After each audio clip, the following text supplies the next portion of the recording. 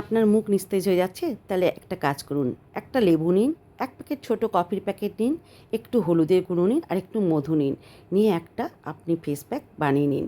বানিয়ে আপনার স্কিনটাকে পরিষ্কার করার জন্য প্রথমে ঈষদুষ্ণ গরম জলে মুখটাকে টাওয়াল দিয়ে ভালো করে পরিষ্কার করে নিন। হালকা কিন্তু ঈষদুষ্ণ গরম জলে পরিষ্কার করবেন, তাহলে কিন্তু ভালো কাজ দেবে। ভালো করে পরিষ্কার হয়ে গেলে তারপর হালকা করে কিন্তু এই প্যাচটাকে লাগিয়ে নেবেন। মুখে লাগানোর আগে আমি প্রেফার করব হাতে বা কানের পিছনে লাগিয়ে নিন।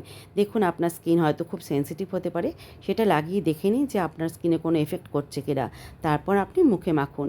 তারপর কিছুক্ষণ রাখার পর মুখে হালকা করে ম্যাসাজ করার পর মুখে কিছুক্ষণ রাখার পর সেটা যখন শুকিয়ে আসবে, একটু যখন টান টান ধরবে, তখন কিন্তু আপনি ভালো করে মুখটাকে জল দিয়ে আবারও পরিষ্কার করে নিন। আপনি কিন্তু নিজেই বুঝতে পারবেন কিভাবে আপনার স্কিন গ্লো হচ্ছে। সপ্তাহে অন্তত 2 দিন করুন, দেখবেন আপনি ভালো রেজাল্ট পাবেন। তো দেখুন তো আমার মুখটা কতটা পরিষ্কার লাগছে।